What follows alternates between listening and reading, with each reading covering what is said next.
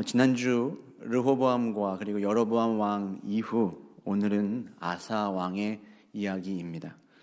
이 르호보암이 죽은 후에 그의 아들이었던 아비암 왕을 거쳐서 아사가 남유다를 통치하게 됩니다. 반면 갈라진 북이스라엘은 동일한 시기에 6명의 왕이 바뀝니다. 나답, 바아사, 엘라, 시므리, 오므리, 아합까지. 심지어 그 중에 3번은 쿠데타의 결과였습니다. 그 말은 그때마다 나라를 이끌어가는 왕조 자체가 바뀌었다는 뜻입니다. 분명 나라는 북이스라엘이 남유다보다 훨씬 부강했죠. 10지파가 결집해서 새롭게 나라를 시작했지만 그들은 시작부터 우상 숭배에 몰두를 했었습니다. 하나님을 잃어버리고 종교를 혼합한 그들의 나라는 정치와 사회의 불안정으로 그대로 연결이 되었습니다. 결국 우리는 거듭하여 이 고백을 할 수밖에 없습니다. 진정한 평안은 하나님이 우리에게 주시는 것입니다. 평안은 하나님을 믿고 의지할 때 우리에게 찾아오는 줄로 믿습니다. 그리고 왕들의 이야기를 통해서 우리가 계속 살펴보는 것 중에 또 한 가지는 바로 그것은 한 사람의 리더가, 한 사람의 지도자가 하나님 앞에 똑바로 설 때에 그 온 나라가 평안을 누리게 된다는 사실입니다. 여러분의 가정과 그리고 여러분의 기업 가운데 우리 다 하나님 앞에 지도자와 또 이끄는 자로 서 있습니다. 여러분이 평안하게 주님과 거할 때 그곳이 평화의 땅이 될 줄로 믿습니다. 평안은 내가 강하여서 모든 것을 완전히 통제하고 있을 때 오는 감정과 축복이 아니라 내가 하나님께 순종할 때 하나님이 우리의 삶에 보장해 주시는 것입니다. 오늘 아사 왕의 일생 가운데 우리는 그것이 극명하게 갈라지는 그 두 면을 모두 발견하게 됩니다. 아사 왕에 대해서 열왕기상 15장 10절은 이렇게 소개를 하고 있습니다. 우리 한번 같이 읽어보겠습니다. 예루살렘에서 41년 동안 다스리니라. 그의 어머니의 이름은 마아가라 아비살롬의 딸이더라. 이 아사는 예루살렘 남유다에서 41년을 다스렸습니다. 유다 왕들 중에서 역대 2번째로 긴 재위 기간이었습니다. 이 말씀에 이어지는 내용들을 보면 아사 왕은 통치 초기에 모든 우상들과 제단과 주상을 깨뜨립니다.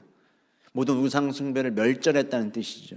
그리고 유다 백성들이 하나님을 찾게 하고 여호와의 율법과 명령만을 지키게 한 선한 왕이었습니다.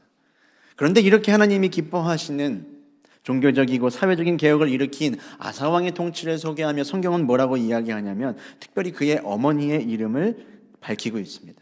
어머니의 이름이 무엇입니까? 마아가입니다. 그리고 아비살롬의 딸이라고 밝히죠. 여기서 아비살롬은 압살롬을 의미합니다. 성경을 주의 깊게 읽은 독자라면 한 가지 여기서 의문이 들었어야 합니다. 뭐냐면 아사의 아버지였던 아비암 왕의 어머니도 마아가라고 성경은 밝히고 있기 때문입니다. 분명 둘은 동일 인물입니다. 정리하자면 이런 거예요. 나의 어머니와 아버지의 어머니가 같은 사람인 겁니다. 이게 여러분 무슨 뜻인가요? 말이 되지 않죠. 여기서 어머니라고 번역된 히브리어는 어머니뿐이 아니라 할머니를 지칭하는 말이 되기도 하죠. 그래서 아버지 아비암 시대에도 영향력을 발휘했던 이 마아가라고 하는 어머니가 지금 아사왕 시대에도 그 섭정과 다스림을 이어가고 있었습니다. 그런데 문제는 이 마아가가 좋은 영향을 끼치지를 못했던 것입니다. 13절은 이렇게 밝히고 있습니다. 우리 같이 한번 읽어보겠습니다. 또 그의 어머니 마아가가 혐오스러운 아세라상을 만들었으므로 태후의 위를 패하고 그 우상을 찍어 기드론 시냇가에서 불살랐으나. 이 마아가는 혐오스러운 아세라 우상들을 만들고 우상을 섬기는 것을 남유다에 다 퍼뜨린 사람이었습니다. 지금 손자인 아사는 하나님의 길을 선택해서 남색하는 자를 쫓아내고 우상을 없애고 있는데 오히려 할머니가 그 우상 숭배의 주동자였던 것입니다. 하지만 이 말씀처럼 아사는 가차없이 마아가 할머니도 태후의 자리에서 몰아내고 있습니다. 이 말씀이 여러분 부모나 형제와 불화하라는 이야기가 아니에요. 그만큼 아사가 지금 철저하게 하나님이 기뻐하시지 않는 일들을 척결했다는 뜻입니다. 그러자 하나님이 어떻게 하시냐? 오늘 6절의 말씀처럼 아사나 남유다가 모두 평안을 누리게 해 주셨습니다. 아사는 분명히 이 이스라엘이 누리는 평안이 어디서 오는지를 알았습니다. 7절의 말씀을 보면 이런 구절들이 있어요. 우리 하나님 여호와를 찾았으므로 이 땅이 아직 우리 앞에 있나니. 우리가 주를 찾았으므로 주께서 우리 사방에 평안을 주셨느니라. 하나님을 찾고 하나님을 붙드는 백성에게 하나님이 평화와 평안을 허락해 주신다는 것입니다. 여러분, 그러나 이 평화라고 하는 게 늘 아무런 일이 없는 걸 의미하지는 않습니다. 이 평화로운 시대 가운데에서 어느 날 구스 사람 세라가 자그만치 100만 명의 군대를 이끌고 유다를 쳐들어옵니다. 당시 유다의 군대가 한 58만 정도였으니 2배 가까이 차이가 났던 것이죠. 하나님 정말 잘 믿어보려고 했는데 위기가 찾아왔습니다. 하지만 아사는 하나님께 부르짖으며 매우 위대한 기도를 드리고 있습니다. 우리가 이 기도가 되기를 바라며 이 11절의 말씀을 함께 읽어보도록 하겠습니다. 아사가 그의 하나님 여호와께 부르짖어 이르되 여호와여, 힘이 강한 자와 약한 자 사이에는 주밖에 도와줄 이가 없사오니 우리 하나님 여호와여, 우리를 도우소서. 우리가 주를 의지하오며 주의 이름을 의탁하옵고 이 많은 무리를 치러 왔나이다. 여호와여, 주는 우리 하나님이시오니 원하건대 사람이 주를 이기지 못하게 하옵소서 하였더니. 아사 왕은 이 대군 앞에서도 어떤 전략을 짜지 않았습니다. 오로지 하나님께 기도했습니다. 기도의 내용이 무엇인가요? 강한 자와 약한 자 사이에는 주님밖에 도와줄 이가 없습니다. 주님을 의지하고 주님의 이름을 의탁하오니 사람이 주를 이기지 못하게 하옵소서. 여러분, 무슨 다른 기도가 필요하겠습니까? 오늘 여러분 이렇게 기도하시기를 바랍니다. 나는 주님만을 의지합니다. 나는 나의 모든 문제를 주님께만 의탁합니다. 사람이 주를 이기지 못하게 하옵소서. 사람 때문에 넘어지지 않게 하옵소서. 여러분, 리더는 두려움이 없는 사람이 아닙니다. 아사도 분명히 두렵고 떨렸습니다. 그러나 리더는 두려워도 기도하며 행동하고 순종하는 사람이죠. 지도자가 되었기 때문에 기도할 것입니다. 그러나 기본적으로 기도하는 자가 지도자가 되는 것입니다. 아사는 하나님의 도우심으로 기도하며 구스를 몰아내었고 진정한 평화를 누리게 되었습니다. 평화는 고통과 전쟁이 없는 것이 아니라 그 가운데에도 하나님을 의지하며 보호하심을 누리는 것입니다. 여러분, 이 진정한 평화를 누리시는 우리 모든 성도님들 되시기를 진심으로 축복합니다. 그렇게 아사는 이 승리를 발판 삼아 더 철저하게 이 나라를 개혁해 갑니다. 선지자에게 들은 말씀에 순종해서 내부의 우상들을 다 제거했고요. 하나님의 다는 더 정성껏 제사를 드릴 수 있도록 중수했습니다. 그러자 하나님이 이 아사와 함께 하심을 보고 이스라엘 사람들 가운데 여호와께 그리고 아사 왕에게 돌아오는 자들이 많았습니다. 마치 요셉을 바라보던 바로의 말을 떠오르게 하죠. 이와 같이 하나님의 영에 감동된 사람을 어디서 찾을 수 있겠느냐. 여러분, 하나님의 사람에게는 거룩한 흡입력이 있습니다. 내가 가서 소리치고 사람들을 불러 모으려고 하면 어렵죠. 그러나 내가 하나님을 온전히 따르고 있을 때 하나님이 사람들도 몰아주시는 겁니다. 이와 같이 여호와의 영이 감동된 자가 어디 있겠느냐. 저 사람과 함께 해야겠다라는 마음이 드는 것입니다. 그렇게 유다 백성들은 아사를 쫓아 마음을 다하고 목숨을 다하여 하나님만 구하고 찾기로 언약을 합니다.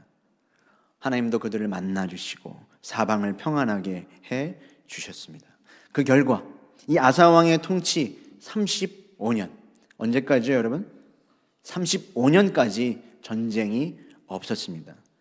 여기서 이야기가 마친다면 좋겠는데 아사 왕의 통치가 몇 년이었죠? 41년이었습니다. 그럼 몇 년이 지금 빕니까? 아직 6년이 더 남았습니다. 여전히 남과 북으로 이스라엘은 대립하고 있는 상황 속에서 이스라엘 왕이었던 바하사가 쳐들어옵니다. 바하사는 예루살렘 바로 근접한 곳에다가 라마라고 하는 요새를 건축합니다. 북이스라엘 사람들은 예루살렘으로 내려가지 못하도록 막고 언제든지 틈만 보이면 유다를 공격하기 위한 모든 태세를 갖춘 것입니다. 북이스라엘의 군사적인 침략이 들어왔습니다. 아사 왕은 어떻게 했을까요? 그것이 16장 2절부터 3절의 말씀인데 우리 같이 읽어보도록 하겠습니다.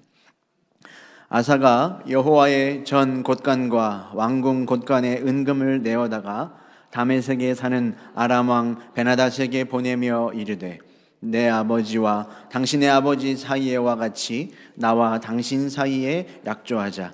내가 당신에게 은금을 보내노니 와서 이스라엘 왕 바하사와 세운 약조를 깨뜨려 그가 나를 떠나게 하라 하매.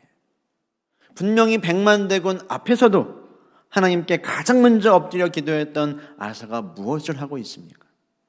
아람 왕에게 조공을 보내고 도움을 요청합니다. 북이스라엘과 그들이 맺고 있는 동맹을 끊어버리고 배후에서 공격을 해달라는 전략이었습니다. 아사의 행동은 인간적인 눈으로 보면 정말 훌륭하고도 현명한 선택이죠. 조금의 은금으로 강국과 화친을 맺고 위협적인 존재를 몰아낼 수도 있었습니다.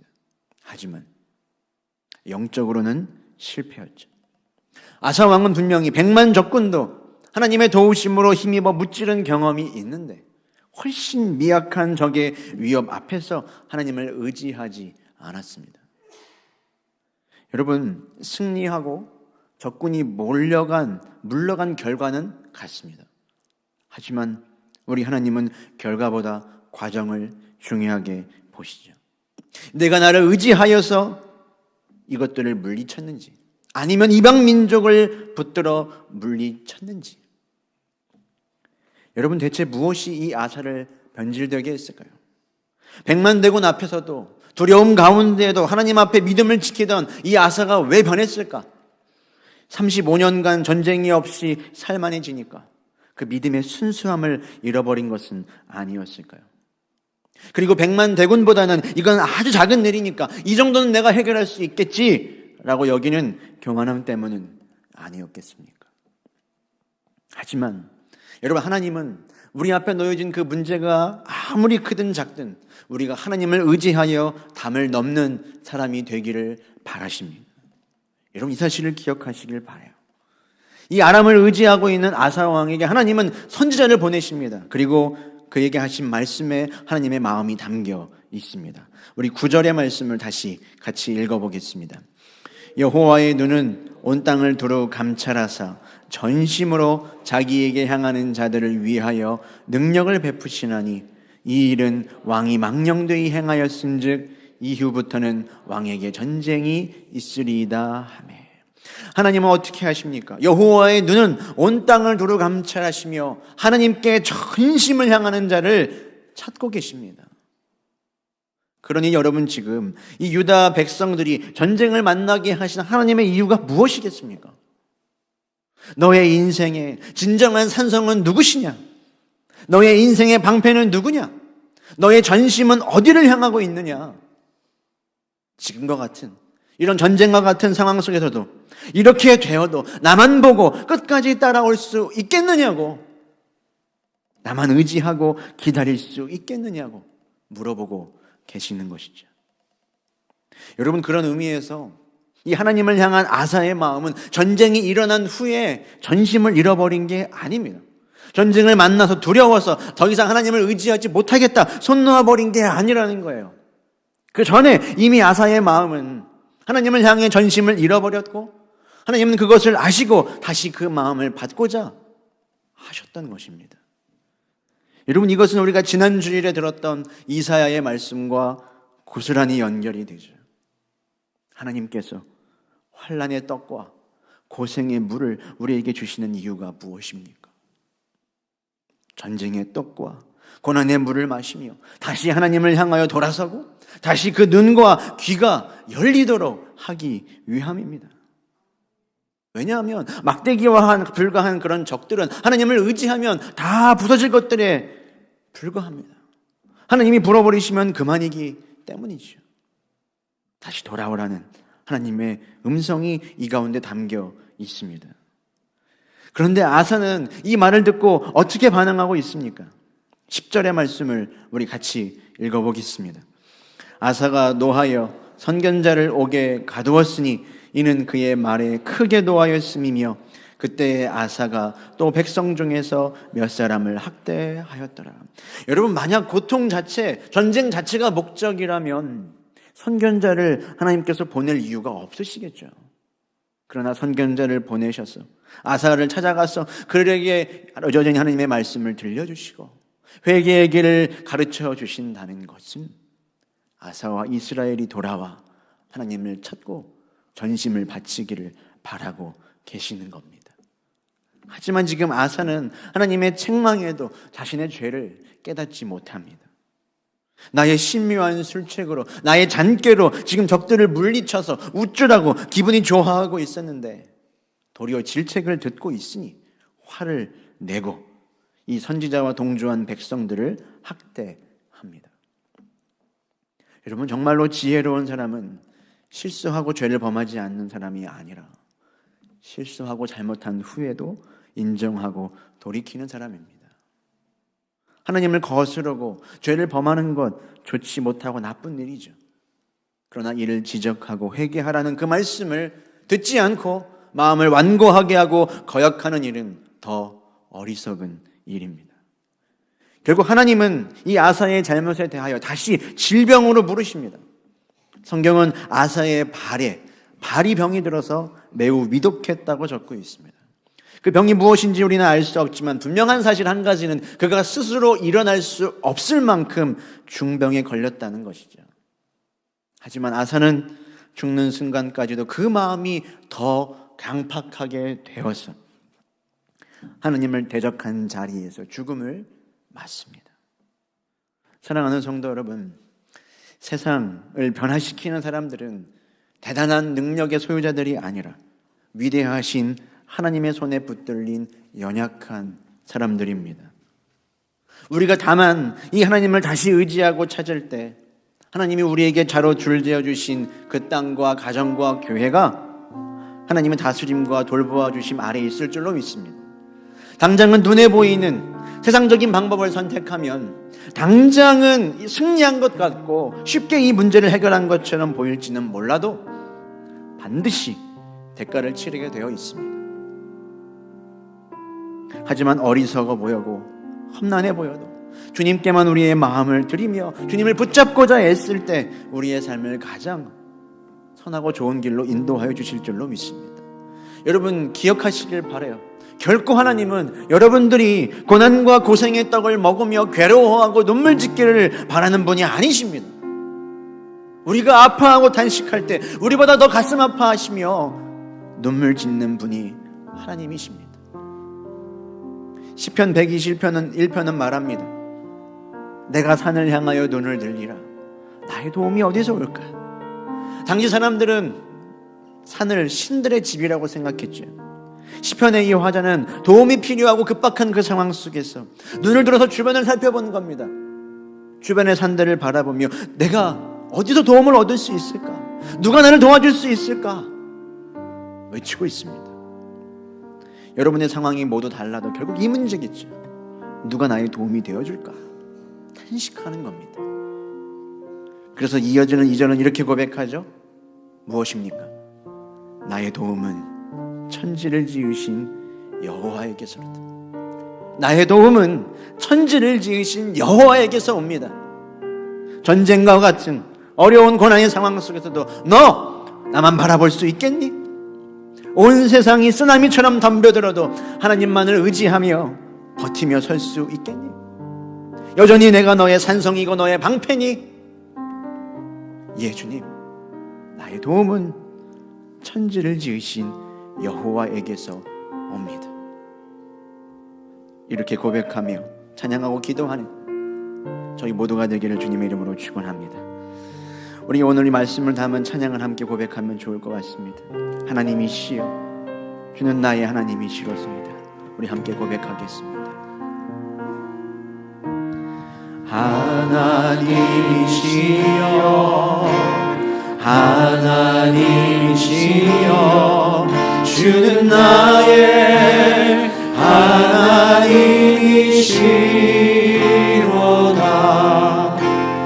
나의 몸과 마음 주를 갈망하며 이제 내가 주께 고백하는 말 여호와는 나의 힘이요 여호와는 나의 구원이시니 내가 누구를 두려워하리요 여호와는 생명의 피난처시니 주의 인자가 생명보다 나으므로 내 입술이 여호와를 찬양하리 내 평생에 주를 찬양하며 주의 이름으로 내 손 들리라 하나님이시여 주는 나의 하나님이시로다 나의 몸과 마음 주를 갈망하며 이제 내가 주께 고백하는 말 여호와는 우리의 힘이십니다 여호와는 나의 힘이요 여호와는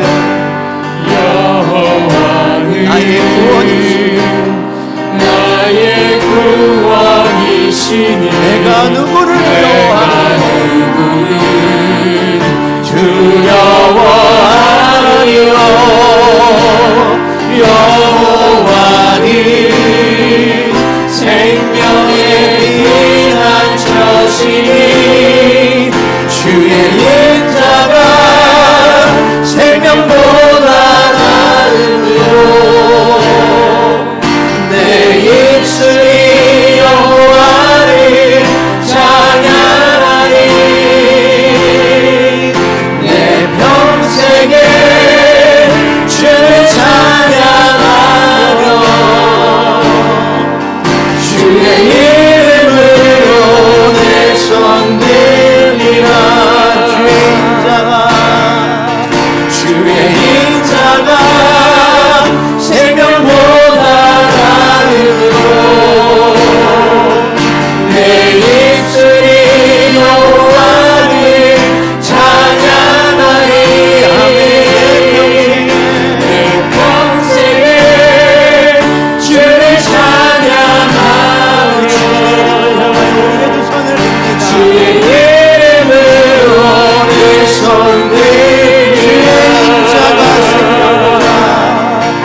주의 인자가 생명보다 나으므로 내 입술이 여호와를 찬양하리 내 평생에 주를 찬양하며 주의 이름으로 내 손 우리 마지막으로 고백하며 나아갑시다 주의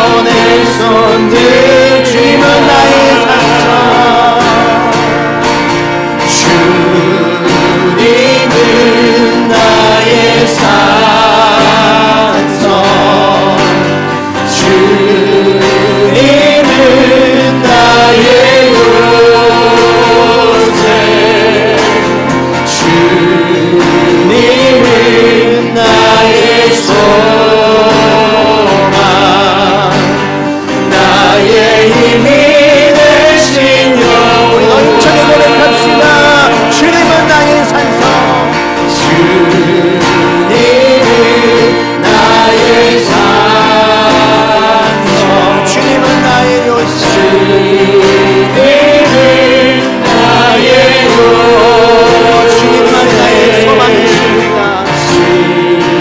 주님은 나의 소망, 나의 힘이 되신 여호와. 내 마음이 힘이 겨워 지칠지라도, 내 마음이 힘에 겨워 지칠지라도 주님 나를 지켜주시네. 세상의 험한 풍파 몰려올 때도, 세상의 험한 풍파 몰아칠 때도 주님 나를 지켜주시네.